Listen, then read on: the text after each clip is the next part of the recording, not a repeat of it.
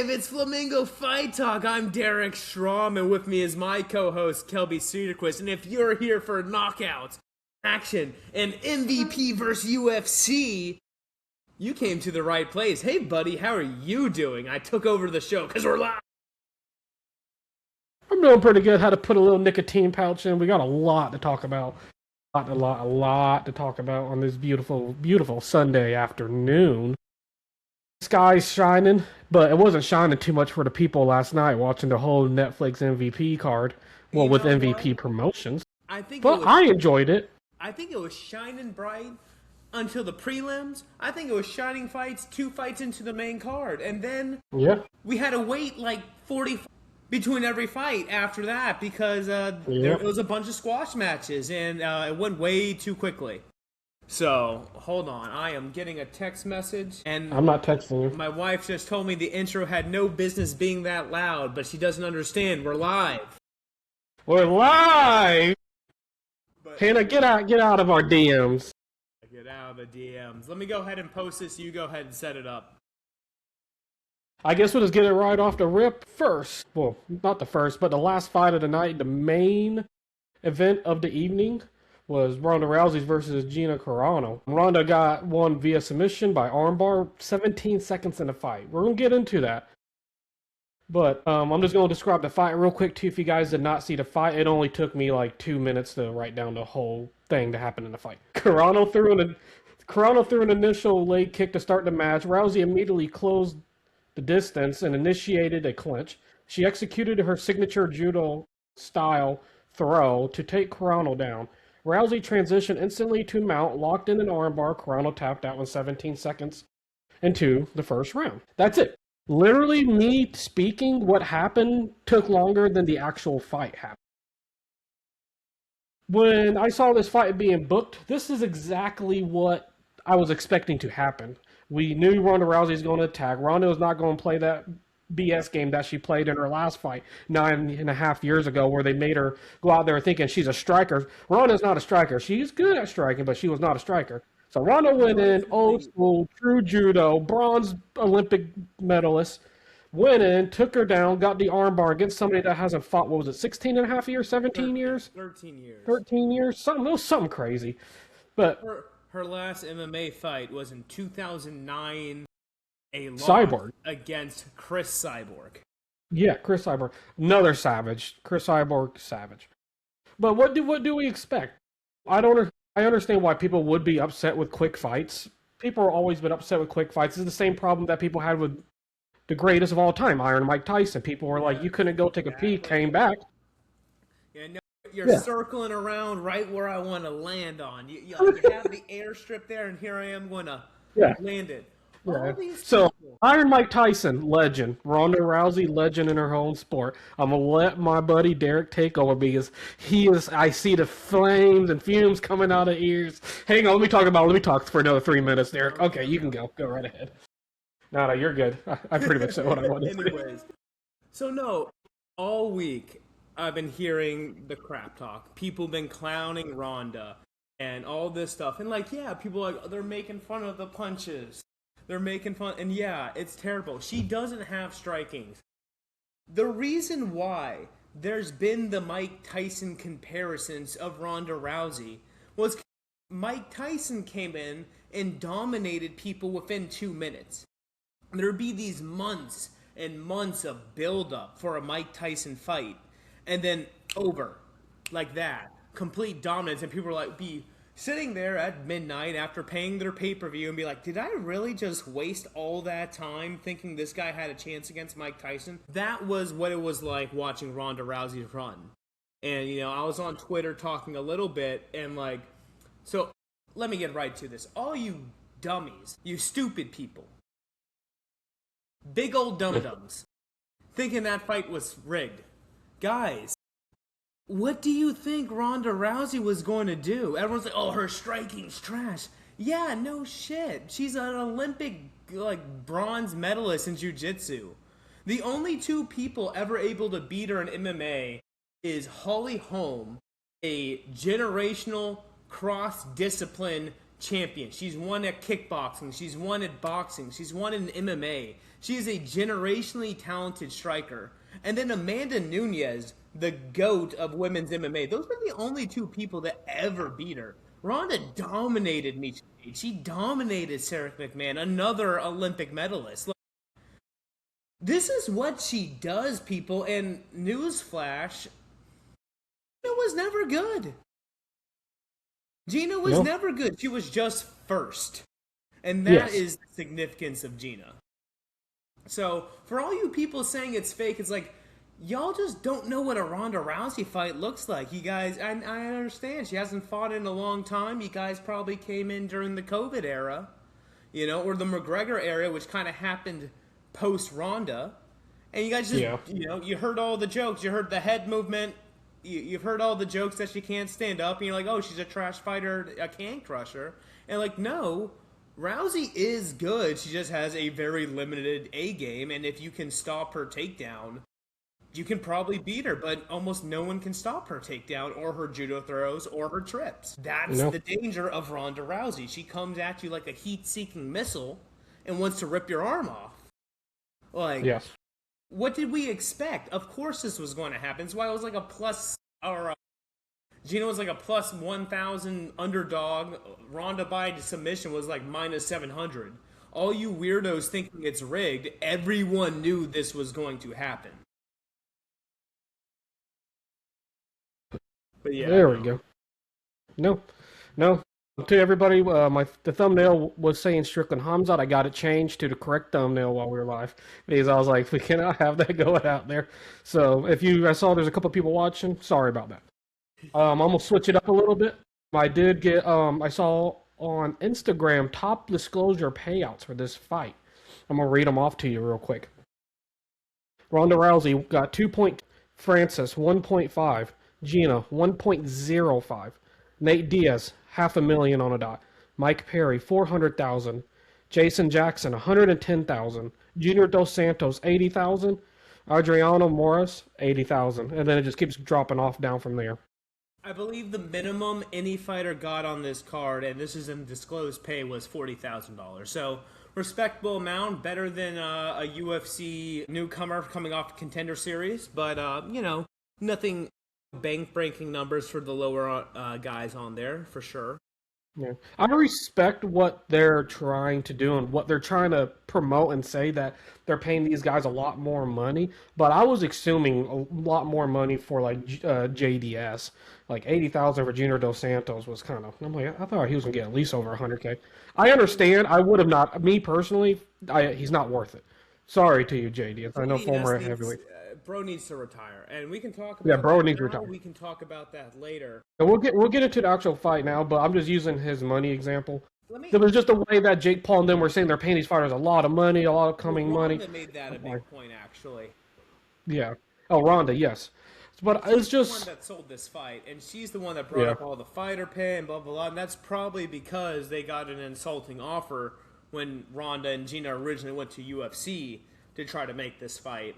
They're like, yeah, sure, we'll give you this X. And they got insulted by that payout, and clearly they went to a bigger platform and made a lot more money. Good for them. But the big question is, how do you feel about Ronda Rousey saying that's it for her? That she's not coming back? Because that was the big thing. If Ronda got past Gina, you could set up Ronda home too. They're both with MVP. They're both on Netflix. That's kind of, with Holly being with MVP, she could be on Netflix. I know she has an ESPN Plus fight coming up later in May, I believe. But, yeah, isn't that kind of the thing that, like, that was the setup of Ronda Home 2 on Netflix? Is that be really, if you wanted to compete with UFC, that's kind of what they got to do. With her saying it's a one and done, it kind of feels like she kind of wanted to just give a little bit of a bump, get back in there, go out. I think she wanted to go out on a win, frankly. I think that's what Ronda wanted out of all this. Ronda got really, really depressed after that last fight, and it definitely, obviously carried on because she never fought again. And her coming back in and seeing what she did definitely was nice to see. Mm-hmm. Happy to see her happy, smiling. Yeah. Shedding tears of joy. But we all kind of expected the whole Holly Holm thing in the back of our heads. Like, we might really get this Holly Holm, Yeah, Ronda Rousey, too, coming up. Holly Holm isn't in the top of her game either. yeah. And Ronda Rousey, I mean, she's not even in her 40s. She's 38, 39. So it's not like she's completely, like, out of the normal range of what you see a UFC fighter at. A little bit on the higher side for women fighting, but it's nothing crazy. Holly Holm is currently 44 years old. Definitely, Holly's 44 and Ronda's how old? 38, I 39? believe 38. Yeah, but she's not 40s. I know that. Holly Holm obviously has more 39. 39. Okay. Holly Holm obviously has more ability left because she's been practicing a lot more in the last She's been active decade. competition. She's been active a lot more. But there's a key point to not being active but staying in shape and not taking no wear and tear and not getting into some crazy brawls. And She's that's the fresh. thing. But I really did. Ronda was competing in WWE, and even though that is not competition, That is true. you got Yeah. you got to be in shape for that. Now she Yeah. definitely probably had some wear and tear here and there Yes. in that, but you got to be in shape to be in WWE. They're doing backflips, Yes. they're throwing people around. No one said a WWE athlete is unathletic. Now they're not competitors. That's fine. But they are athletes. I'll give them that. It's like Ronda, she's been in good shape. She clearly came in like her and Gina, like right off the back. I know a lot was made about them, especially Gina losing a bunch of weight. They both look great, and Gina did say she would like to get back in there against a striker herself so she can show off her skills. If she wants to do it, absolutely, go ahead. But hopefully they can give her a good matchmaking and not someone too dangerous. Because again, Gina was never that good. She was just the first. And she's a good brand ambassador, I guess, for women's MMA. I think Ronda, Amanda, Holly are all better. But yeah, I mean, let's be real here. We talked about JDS. If they're letting JDS compete, they should let Gina compete. And frankly, Ronda has also complained about concussions as part of the reason why stepping away from UFC. And hey, California had no problem letting her compete now again. So, Yeah. if we don't care, like, hey, this is full of squash matches. If we don't care about old guys getting beat up, go ahead and let Gina have another fight. If we don't care, let's do it happen. Let's make it happen. Yeah, we'll give somebody will take that fight. There will be a women's striker that's up in age, that's been out of the game for a while, that will come up to the plate and take the fight. It'll be a fun one to see. It'll be a good co-main event, maybe. As long as it's Something. not Cyborg, we're good. Yeah, don't do Cyborg. Don't do Holly Holm. Gina was never in that super high elite level. She was the really fun person that came in and showed that women can do it. Yeah, I think we can get right into the next one if you want. Really quick. Unless you got a little more to say. His best win is probably Tanya Evinger. Yeah. Back in 2007 in Elite XC. Tanya Evinger never having won in the UFC, by the way. Yeah. But that was probably her best win. Pretty sure. Yeah. Again, Gina was never good. She wasn't around when there were any good fighters except for Chris Cyborg. Yes. Ronda looked great. She pulled off a signature Ronda Rousey win. I would like her to come back and fight Holly Holm. Otherwise, it's kind of a waste of time.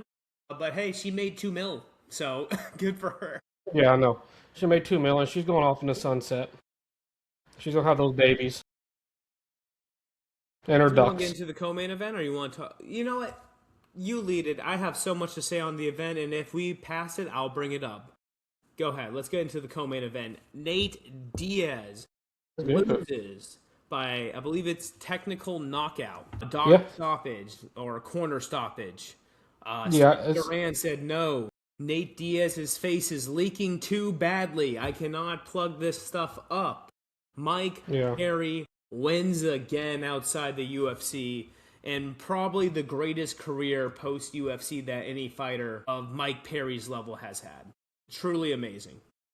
Yeah. Mike Platinum Perry looked incredible. It definitely showed how much he has come whenever he went over to bare knuckle. And his style of fighting, it's so bare knuckle style. And watching him and it was just like a perfect style against Nate Diaz and how Nate Diaz is going to approach the fight. Yeah, Just so mean. Nate, obviously a skilled boxer. Mike Perry, at this point, the younger guy, clearly carrying more speed, going to carry more power. Nate, Yeah. crafty veteran, though Mike's been around at this point. I think the key thing that messed Nate up here is he thought he was going to be safe in the clinch, like he's safe in the clinch in so many times in so many other fights. But frankly, I think the clinch is where Mike Perry does his best work. He is mean with the dirty boxing, and he throws hellacious elbows really quick. 9 fights Mike Perry has had since leaving the UFC. The only loss, Jake Paul. Everyone else he's beaten. That's included Michael Venom Page, Eddie Alvarez, Luke Rockhouse, Thiago Alvarez, Jeremy Stevens, and now Nate Diaz. He has better wins in his post-UFC career than he ever did in his UFC career. Yeah. What a... There's a few angles to take. I don't even know what to say. Go ahead. This was the problem I had when I was coming into this podcast. I'm like, there is so much not to talk about the fights, that there's so much to talk about outside of the fights. One thing with this fight is, like I was saying right before we started, one second. Yeah, take that. Gotta take my nicotine out. Nate Diaz, what is it exactly called? I've drawn a blank. The tissue above the eye? Wow, no. He has scar tissue. Scar tissue. He has really, really bad scar tissue. Dude, he got cut on the top of his head in like an L shape too. And there was just so much blood coming out. And this has been a problem I can barely remember the last time I watched a Nate Diaz fight that did not draw blood from his face. Like, I think he like, one time he rubbed his head against one of the opponents. I think it was a Leon Edwards fight. And it broke open, him just rubbing his head. It might not have been that fight, but it was one of those fights. That man really should not get back into the ring until he gets that fixed. And if you can't really get that fixed, I don't know what to say. But it is Nate Diaz. He's a lot later in his career. He's starting to show like what we saw with the Nick Diaz's most recent fight. It's just not there. It's not quite there anymore. Nate's not going to go down, not going to get knocked out. I'll give it to him. He did somehow survive at the end. Got saved by the bell. But very much what we expected from a Nate Diaz fight. I did expect a little bit more. Yeah, I did expect a little bit more. Bell couldn't save him. Nate Diaz doesn't have bro, if your face is going to bleed like a ripe tomato when it gets flicked, and yeah, clearly he'd mess me up. I'm not trying to be disrespectful. It's an issue. It's an issue in all of his fights. He becomes a bloody mess. Going back to the Conor fights, he has this issue, and now it's twice in high-level events, with the first BMF against Jorge Masvidal, and now in this, clearly the people's main event of the first MVP card against Mike Perry. It stops early due to blood loss. In fights he was losing, frankly. He was getting his butt kicked, and then he gets all cut up, and he loses, and his fans come in, and they make the case for a rematch. Because, he didn't get knocked out. He just got cut up. And, that's what they're looking like their MVP might be trying to do is Perry Diaz too. And frankly, it's like, I have no interest in it. I have no interest in it. No, the only fight I still want to see from Nate Diaz is after Max Holloway and Conor McGregor, if that does happen, I want the Nate Diaz, Conor McGregor trilogy, and I want Nate Diaz to go out into the sunset, and if it's Conor's last bit fight, and I would like to see him possibly go out in the sunset, but that's the only fight I really want to see. I think they're going to both go out to pasture instead of out to sunset with those. I don't think that fight happens. I don't think Nate Diaz gets back in the UFC after losing in Jake Paul's promotion. I don't think Dana will take him back. And Conor, I don't think he's ever going to be able to get out of the UFC, just like John Jones, and we'll talk about that more later because he was on the broadcast. Yeah. For this next fight, actually, we're going to talk about. But anything, what do you think? After the fight, they did potentially set up Mike Perry versus Jake Paul in MMA. I'd be interested, even though we watched Jake Paul already beat Mike Perry. MMA makes it different. I could watch it. I would watch it. I don't want it. but I Yeah, would it's watch not. it. It doesn't sell. Yeah. Mike Perry's kind of cleared through a lot of the guys outside the UFC, but I don't think he's going to make it back in there. I'm sure they would have him. He's not. The problem is Mike Perry's skill set is so limited. He cannot compete with grapplers, No. and that's the issue for him. But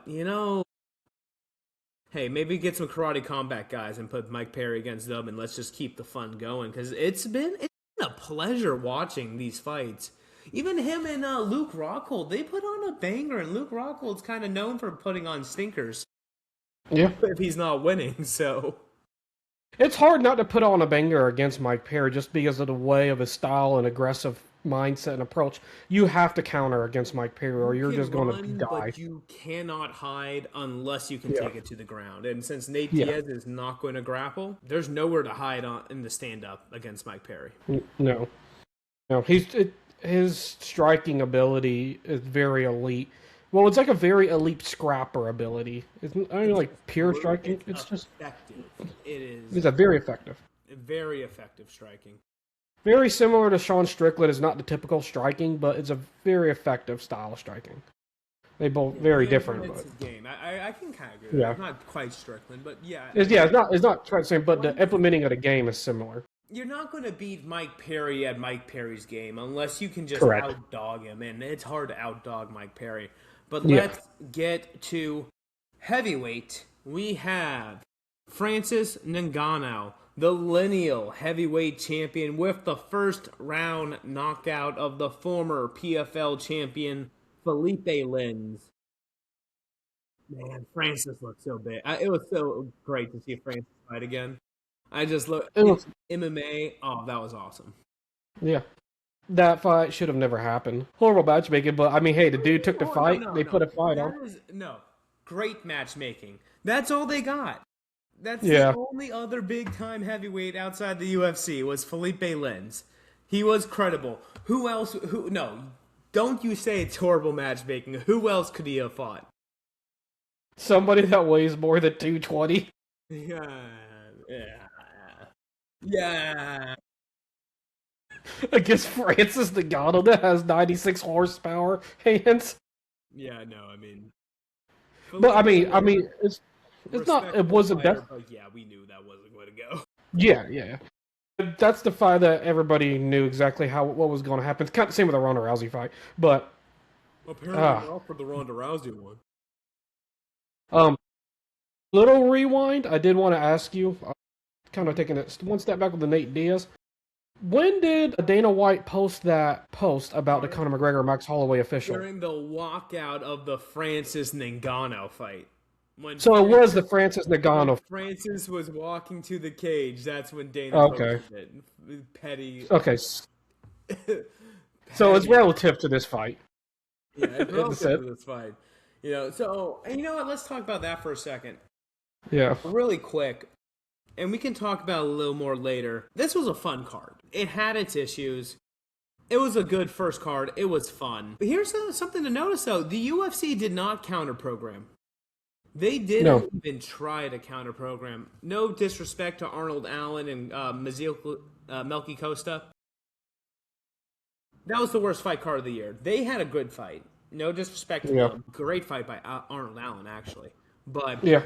A lot of strikes thrown, but we're not going to get into that. Not even close to who was watching. Like, people are like, oh, which card you got? Like, that was grade A apex slop. And this was a fun night of fights. Now, the pacing got terrible during the main card. And that's because everyone just kept finishing people, and apparently they had to rock this thing out to midnight. So that was rough to go through. I mean, that was really rough to go through. They need to fix that if they do it again. Yeah. But yeah. It was their first promotion. Dana White chooses not to even try to compete with Jake Paul in MMA. That's what happened there. Instead, he decides to announce Max Holloway versus Conor McGregor for International Fight Week during Francis's walkout. So we know who is in whose head, and also does not help the UFC. John Jones on the broadcast trying to get out of his UFC deal to apparently fight Francis for MVP. John, you are never going to get out of that UFC contract alive. You signed an Yeah. 8-fight deal. You fought 2. You got a lot of fights. You're going nowhere.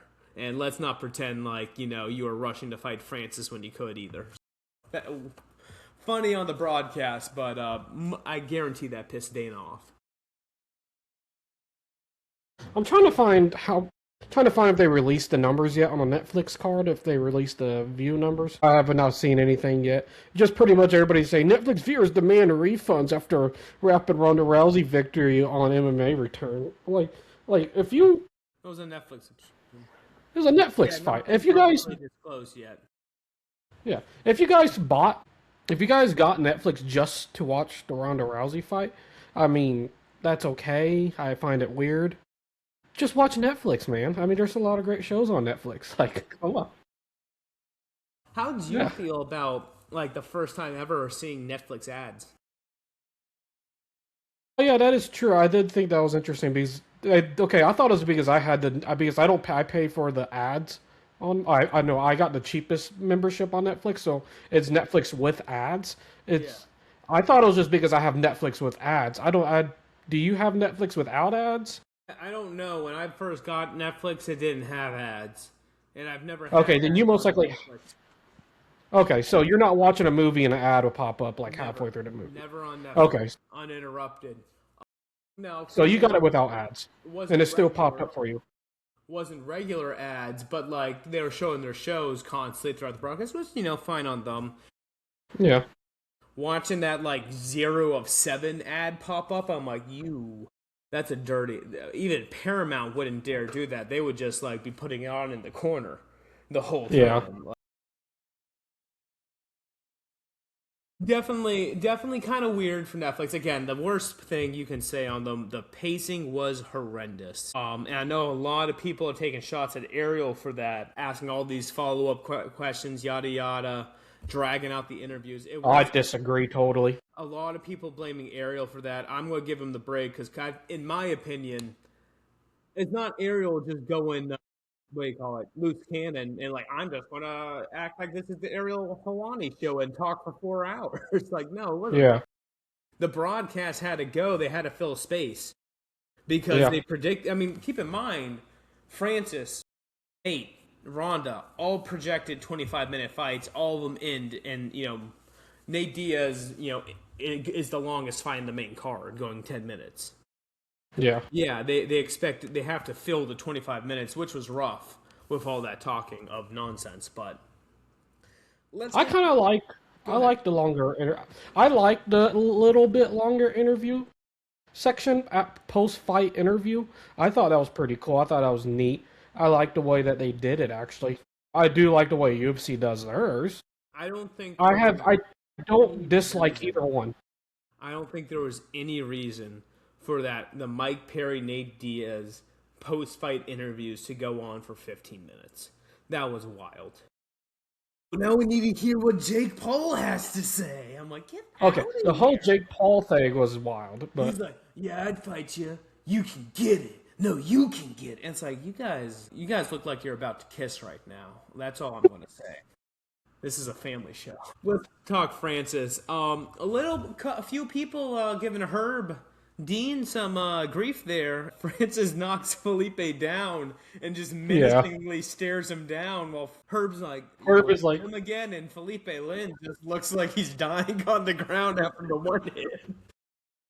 Francis always been known to go to the ground and give you another punch to the moon while you're already knocked out. Francis having a restraint of holding back, waiting for and looking at Herb Dean. Just a shout out to Francis on that one. That was a new Francis we've never seen before. Shout out for the self-control Francis showed.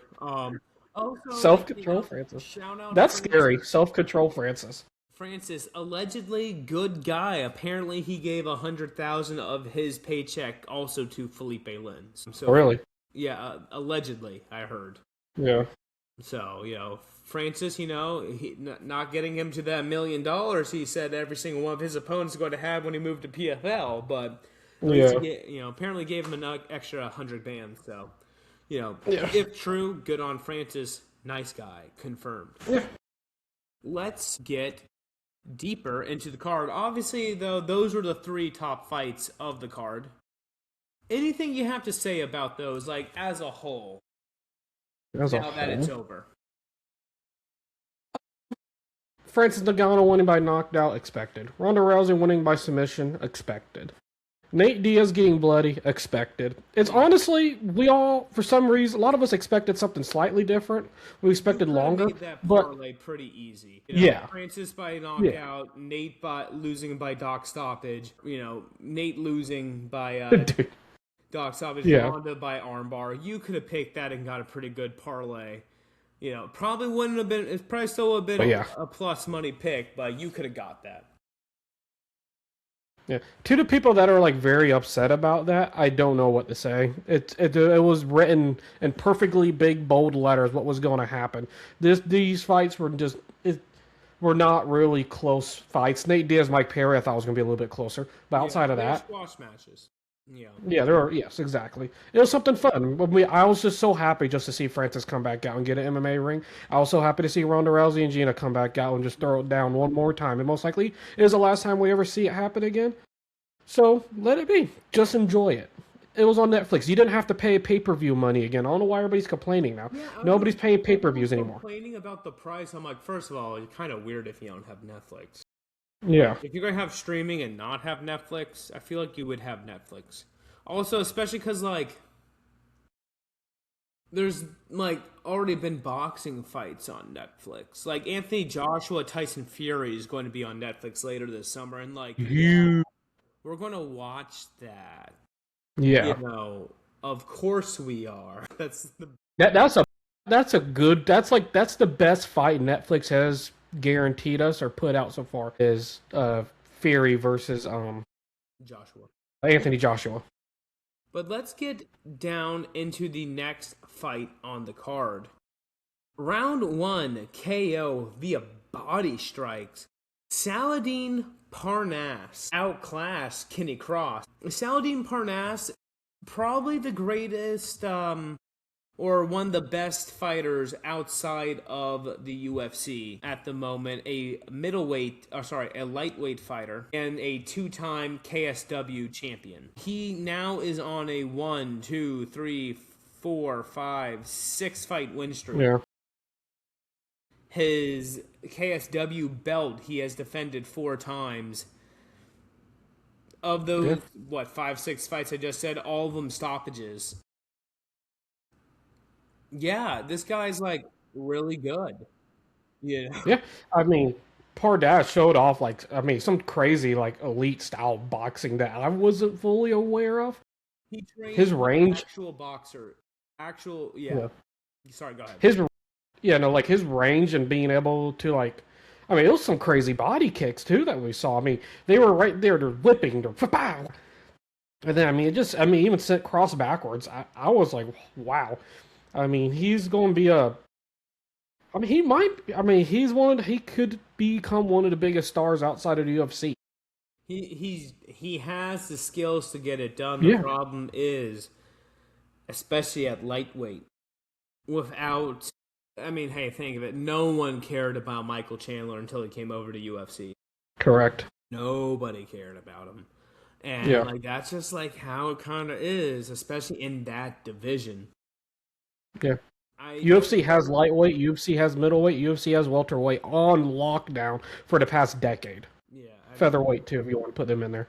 They've had all of them, pretty much. A few times here and there, you have some welterweights that can compete, lightweights that can kind of compete, featherweights. I mean, Pitbull's another good example. But frankly, Bellator had the majority of them, and we've kind of seen how the majority of these Bellator guys had come over, and they just haven't been able to, get it done, with exception of Yaroslav Amosov. Going to talk about Jason Jackson, also on this card tonight, who got an amazing win. But we're talking about Saladin Parnasse right now. And again, the guy 14-2 in KSW. I believe he's what's his record? 23-2 overall. Only 28 years old. He's a really good fighter. French. So in that market, I'm gonna say, who I want to see him fight? I want to see him go to UFC, and I want to see him against Dan Hooker. Dan Hooker. Yes. Okay, that's what I was actually going to get into. I was saying this to my wife last night. I hope that, well, we all know that Dana White in the UFC was watching this card as Dana much was as they might not I say think they Dana were. was actually watching a power slap, but I'm sure he watched this before he checked out the Apex card. Yeah. I hope that the UFC as a brand or as a whole saw this fight and realized there's potential with this guy. And I hope that there's a chance that he could get into, I don't even know, the contender series or even just get straight brought in, which is what I would do because He should he's be above brought in. contender He's a series. KSW champion. Like, Yeah, bring him yeah, in. yeah. Before he gets out of his prime, like the UFC likes to do with like half of the people when they're at like the breaking point of ending their prime. Think of that. If we wait for Saladin Pernas to get out of his prime, that's another 6 years probably. Like, get this. He's 28. He's barely in his prime. Get him in Yeah, there now. yeah, yeah. Get him in there now. And frankly, Kenny Cross, too. He does not have the acclaim that Saladin Pernas, and clearly they are not at the same level. Kenny Cross, good, too. He's made it onto Contender Series as well, and I believe won. Still hasn't gotten signed to the UFC yet, though. Obviously not a good showing tonight.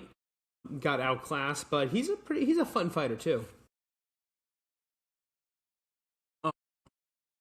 Let's get into, I think, the most shameful fight on the card. Hey, do you know who Moto Man is? Moto Man. He commented on our page saying, "You guys are so beautiful." Well, where do you comment? YouTube live. I don't. Okay. Well, I will look that up, and you go ahead. Let's talk about Robles de Spain getting it done against Jay. All right, I'll get into this one via KO, brutal KO, round one at a 259 mark. The heavyweights traded a lot of massive blows that absolutely started the match.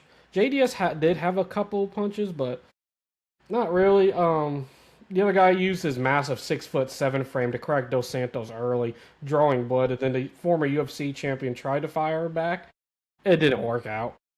Didn't work out. JDS is just definitely out of his prime by any means. JDS got a little extra money. This was one of those fights I was looking at. I was like, JDS should not be fighting. Yeah. It showed. I love JDS. He was a good champion at one point. Very respected in the game. Still very respected in the fighting world. Great leader. Great coach, I've heard. It's just time. I understand you wanted to get that extra $80,000 or whatever. It's not worth $80,000 to get concussed in your 40s. Okay, let's talk about this. First of all, Robles de Spain, fun taekwondo striker, kind of, because he's not good. If you push him, if you can cow tip him, if you can sneak a cow in there behind him and push him over, there's no way in the world he can ever find his way back to his feet. He can have, Jack Sparrow's compass telling him what he wants most in the world to just stand up, and he will not be able to get it done. No. JDS just had to trip and push him over. And he was not able to do that. He did shoot a takedown. Robles did stop it, so clearly Despain is improving. He is slowly getting some takedown defense very late into his career there. But what he does carry is lights-out power. Lights-out power, technical, fast, crisp striking. But for a Taekwondo guy, no foot movement. No flat-footed. JDS, being washed as he is, with a broken glass jaw, still almost got it done via leg kicks, because Despain does not know how to check leg kicks either. But at the end of the day, he found his target, hit him with a brutal three-piece combo, and we saw JDS crumble to the ground. And it's hard to watch. You talk about a good champion. He wins the belt all the way back, UFC Fox 1 in 2011, by knocking out Cain Velasquez in Mexico. And is then part of probably one of the greatest trilogies at heavyweight, right up there with Stipe and DC, against Cain Velasquez, where he just gets demolished. in his next two fights, losing a decision to Kane, as well as losing in round 5 to Kane in their third fight. And, after that fight, he still got a win over Stipe, but it's after the Cain Velasquez losses, which were just brutal beatdowns. If you want to go back and watch some great heavyweight MMA, you can't get much better than JDS Velasquez, those trilogies. He gets the win, but then, listen to these knockouts. Knocked out punches Overeem. Knocked out punches Stipe. Francis knocks him out. Curtis Blades knocks him out. Rosenstruck knocks him out. Cyril Gahn knocks him out. Jorgen De Castro wins against JDS via a shoulder injury. He does get 2 wins in bare knuckle against Fabricio Verdum and Alan Belcher, who are just as washed as JDS. And here he is against Robles de Spain, losing to the 3-piece. And that makes it 1, 2, 3, 4, 5 stoppage losses in MMA in a row for the former champion JDS. It is time for this guy to retire. We do not need to watch him keep fighting. It is over. He does not need to keep getting knocked out. It is bad. Yes, it's time. It's just time. He's good. He was so good. He was so good. Yeah. But it's over. It is over. Yeah. It's been over. Yeah. No, you don't do that. You don't get that slow and that heavy-footed within a year. That was definitely it was during his UFC days too. Even at the end, you kind of just knew. And Once then he now starts getting hit, it's over. He can't defend it. No. He gets hit. He gets rattled. It's like Chuck. Yeah, Chuck Liddell. Yeah. Once their chin starts going, it just takes one hit, and then they're just not the same. They're good in the fight. They're moving. They're grooving. They get hit once, and then they're not the same. And that hit can be a jab. And then once that happens, it's not if it's going to happen, it's when it's going to happen, and it just quickly gets done. How do you feel? I know some people are talking about this could be Francis's next fight, the winner of this fight. I don't think there was any conversation with JDS fighting Francis again. I think that would be criminal. Robles to Spain, that's at least a fresh matchup. I think Francis destroys to Spain. Again, Francis will take him down. He is a better grappler, and then he's going to bomb on him from mount. Yeah. Despain will be a puddle on the floor. He definitely cannot beat Francis, but I guess that could be an interesting next fight. We haven't gotten into that quite yet during the pod. How do you feel about the whole John Jones being there? Okay, so John Jones, that was foolish. Okay. No. Yeah. John Jones being there, workshopping with Tyron Woodley on the desk, maybe Netflix will help you get out of your UFC contract. Newsflash, Netflix hosts WWE fights. They're in business with TKO. They're not going to work against their interests for John Jones. And let's be generous. I said this on Twitter. The only way a John Jones-Francis Ngannou fight happens is if they re-sign Francis to the UFC. And even then, we got to hope John actually takes the fight and doesn't duck Francis again. Yeah. John has ducked Francis and Tom. No. I want to get out of my UFC contract. Well, why'd you sign an 8-fight deal? It's not going to happen. If you want to fight, fight. If you don't want to fight, don't retire. But, you're not going to get to pick your stuff. And, that's not, that sucks for a fighter. The lack of choices they have, that sucks for them, especially someone as accomplished as John Jones. But, I don't think John Jones wants to fight. I think he wants to be celebrated for his career. And unfortunately, because of how it ended with his constant retirements, because of his out-of-the-cage actions, running over pregnant ladies, getting DUIs left, right, and center. Yeah. Discharging firearms while doing donuts during COVID. The domestic violence stuff. Bro, you've ruined your legacy. People are not going to celebrate you. You'll get people saying the best fighter of all time is John Jones. No one can argue that. But they're not going to celebrate your career because, bro, you're a POS. Like, it ain't going to happen. I'm sorry. Don't be one. Yeah. Like, Hey, there's a lot of people out there that still celebrate it though. they will say he's Yeah. the best, but he is not going to be a beloved icon of the sport like a MJ is for basketball, or a LeBron is for basketball, or a Tom Brady, or whatever. Yeah, I know what you mean. He's not going to be celebrated as the icon of the sport because his actions will not allow that. People don't look up to John Jones. He is not someone you look up to. Like, and that's his fault. Yeah. Thinking about John Jones, on that Conor McGregor card at the bottom card, Gable Stevens is fighting. Yeah, against like what, the worst heavyweight on the roster? Who's he Yeah. fighting? 5-2. I'm not sure, but that's gonna be. I'm excited for Gable Stevens or Stevenson. John Jones has a lot of high remarks. Even he was talking about him last night, and he keeps talking about Gable. Is John Jones hyping him up that much, or do you really think Gable's going to be like that dominant of a force in the heavyweight division? So Gable absolutely has the potential to be a dominant force in the heavyweight division. But what we need to see from Gable Stevens is, can he take a punch? Or is he going to be a Brock Lesnar? And hey, Brock became a champion. Doesn't mean he won't succeed. Heavyweight is a shallow division. But can he take a hit? These elite wrestlers, a lot of these guys, elite grapplers in general, they don't like getting punched. No. You know, big guys hit hard. So, if he is a guy that is desperately scared of getting hurt, which we're not going to know until we watch him start fighting. Nobody knows that until we see him in the cage. Yeah. If he can deal with the punches, man, this guy he's going to be trouble because he is an amazing wrestler and he can dominate. And if he has John Jones as his coach, you know how I feel about ground and pound. You know, it's you need to hit ground and pound if you're going to be a wrestler. Yeah. And, John Jones, one of the best.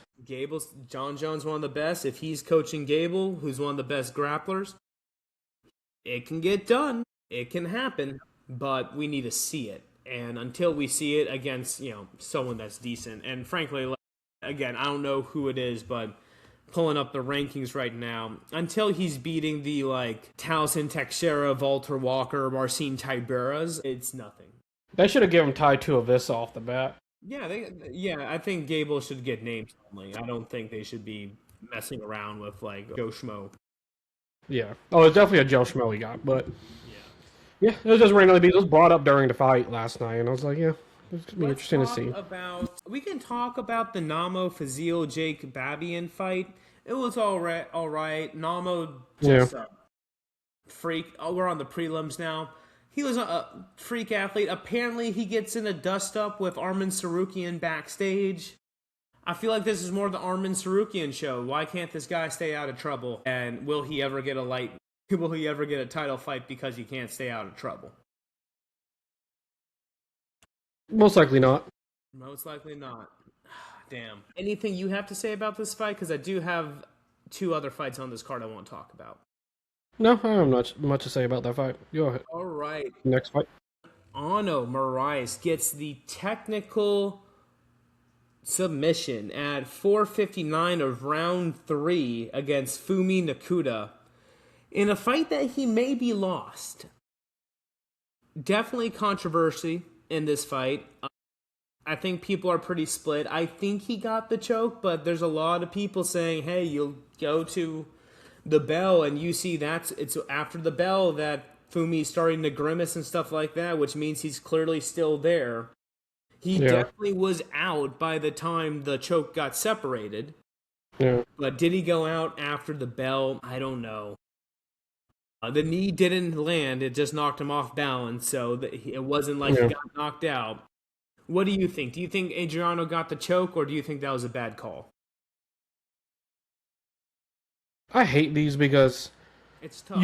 I can pick both sides of the argument and give you a rebuttal to it at the same time. Because if he's out, he's out. But you never truly know because it was literally the last second. Yeah. Especially from the former one champion. Yeah.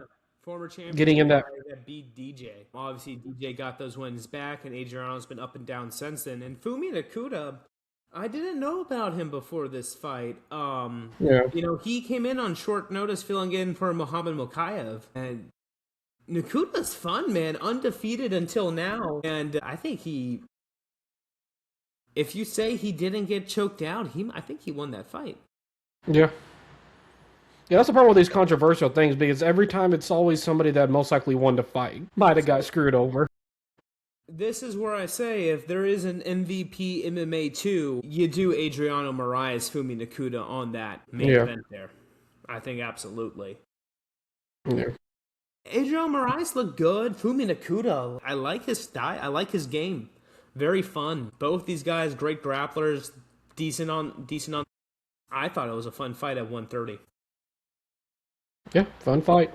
And then I think this was the fastest fight on the card outside of Ronda Rousey. Poor Jason Jackson, lost by 5 seconds, but gets it done. Jason, the ass-kicking machine, Jackson, the best nickname in the sport, gets it done against Jeff Creighton with the left hook in round 1.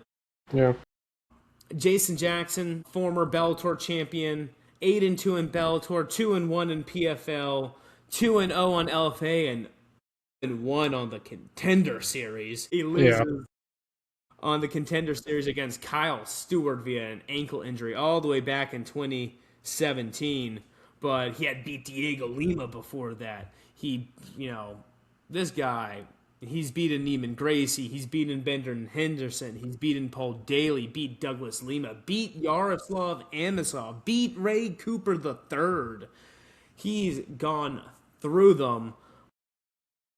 His last 2 losses against Thad Jean, a split decision, and then Ramazan Kurmagomedov. I did not pronounce that fight. His last Bellator fight. Jason Jackson's good, man. Another one of those guys where they need to get this guy in the UFC because he's exciting.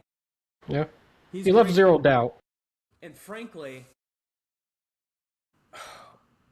I don't want what Mike Perry got going on, but if you're looking for a high-level welterweight for Mike Perry to fight, the best welterweight MVP has signed is Jason Jackson.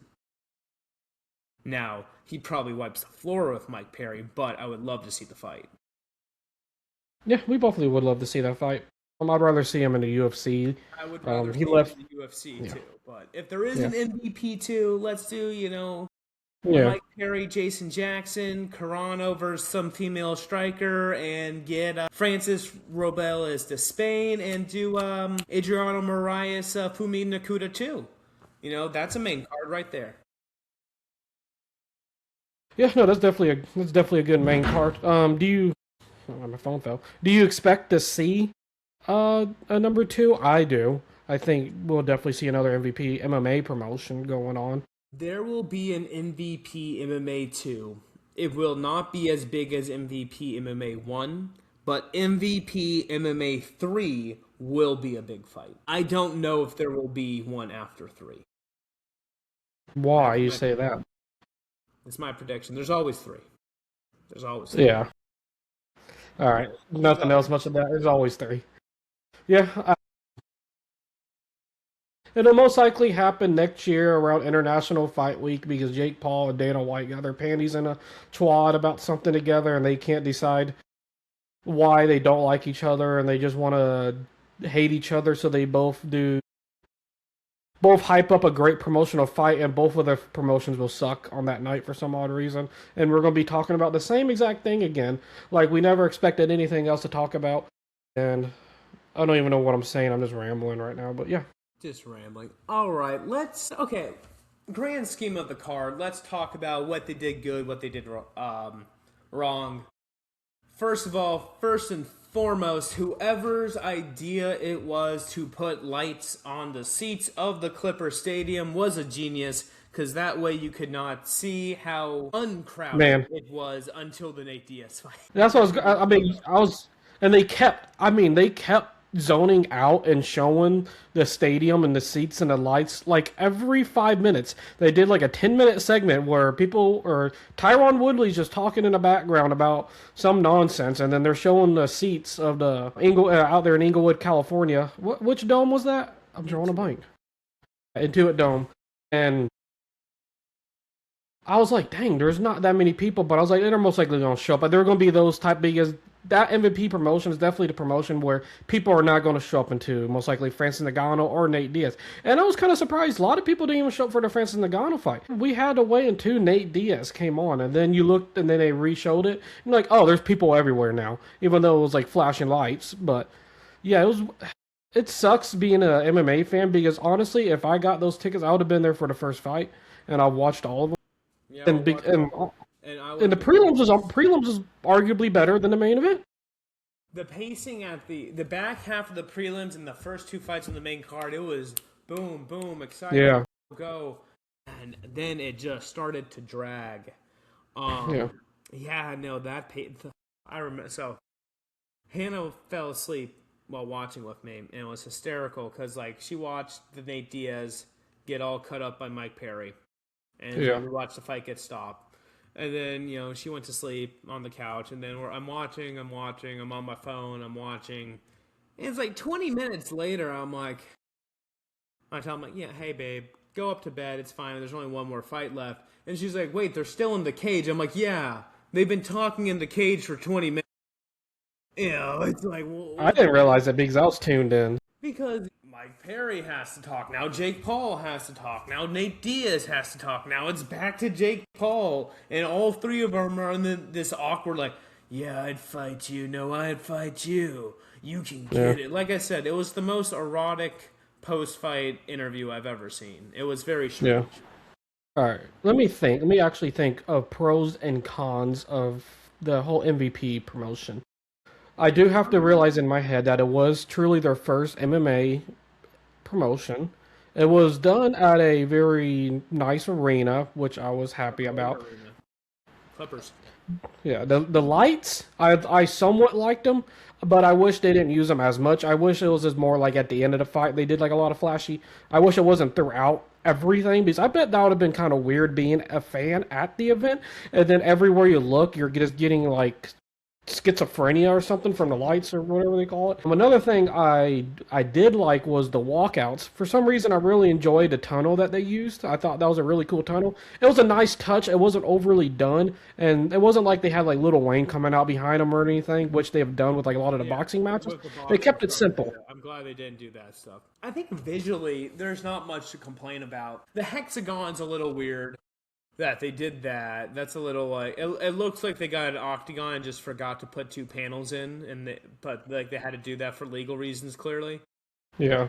The black canvas was all right. I like the white canvas more. I think it pops, and even the light yellow canvas I think looks good too. But the black one looked a little strange. Visually, I think it looked great. I know there was a few audio issues here and there.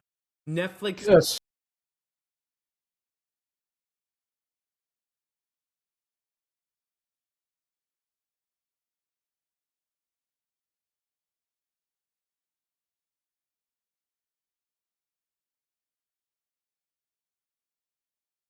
Yeah. Ronaldo, it's like, for me, it kind of is like, he's done everything, high level combat sports. So it's like, I'm kind of used to him in a way. But he is a weird, like, he tap like a credit card was the one that made me laugh with his weird lines. But like, I know some people didn't like it. I think he brings a fun energy to it. So it's like, I can deal with it, but I understand if you're watching the whole thing getting tired of it. I did get a little too much Ariel. I like Ariel, but I think that was a little much for him. But I think that was more of Netflix kind of like having to fill their time slots because of all these finishes.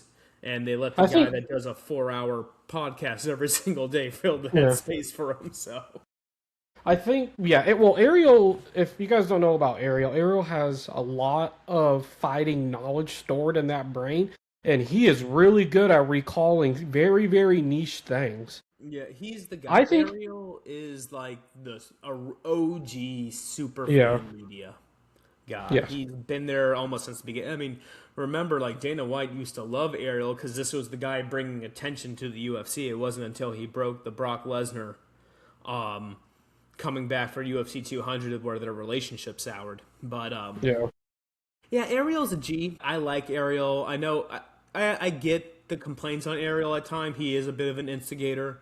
It is yeah. weird when you're doing that in the cage for the post fight. Also, I mean, maybe it's a UFC thing. I find it weird that you're having someone from the desk run down to do the post interviews in the cage. I'm so used to like Rogan or Bisbing or Yeah. DC Rogan does it the best. But doing the post fight interview. So I was thinking, like, is Kenny Florian going to do it? Is Ronaldo going to do it? I think Sean Viola was the third guy. I don't know much about him. But I guess they had Ariel. I mean, frankly, I wouldn't. I think Tyron might have done a better job doing the post fight interviews. Tyron's a pretty good interviewer, actually. Doesn't get the credit for that. But yeah. overall, what do you rank the MVP card? Give me a letter grade. I will rank the MVP Netflix promotional card. Let me think. I'm ranging between. At times, I give it a little bit of a range. At times, I was feeling like it was like a 76 overall out of 100, and then it got up to me like an 83. So I'll give it a C plus B minus. B minus, like below B minus, like an 81, Yeah. 82. So you're thinking around what I'm thinking. You know, and like, you know what? I was saying like an 86 Yeah. until they started making us wait 45 minutes between the fights at the end there. And it's Yeah. like, bro, this thing what's his name? Aaron Bronstetter, the Canadian MMA journalist, the legend himself, he posted a tweet, and I think it said perfectly. So remember, started at 9, the main card, ends after midnight. You want to know the amount of actual like fight time in the cage there was? Oh gosh. How much? For the whole main card? After 9. So It couldn't have been. It couldn't have been any more less than 20. it was 22 minutes.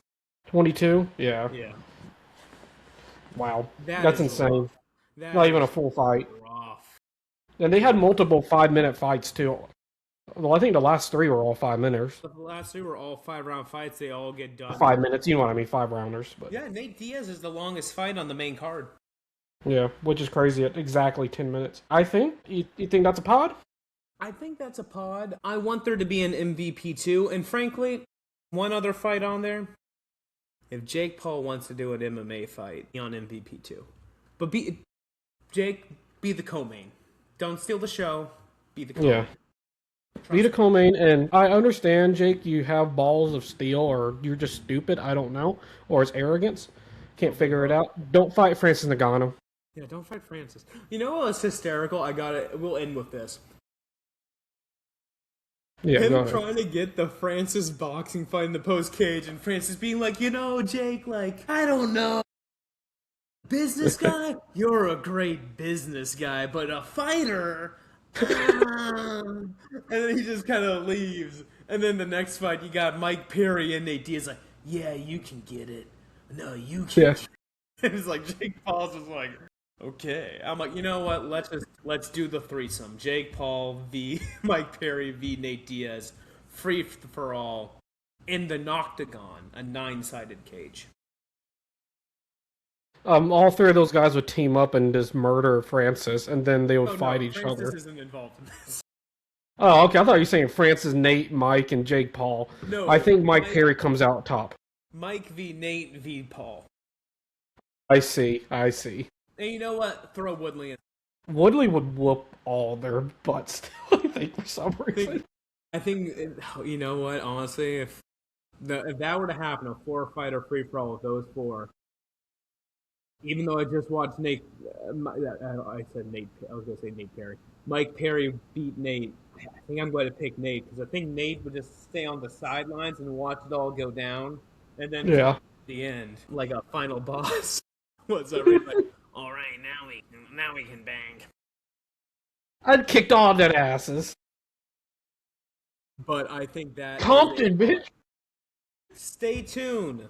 We got another video. We're going to be talking about the main and co-main event for UFC Fight Night, Allen vs. Costa. I will also have some coverage coming out about the one championship fight that happened this weekend too.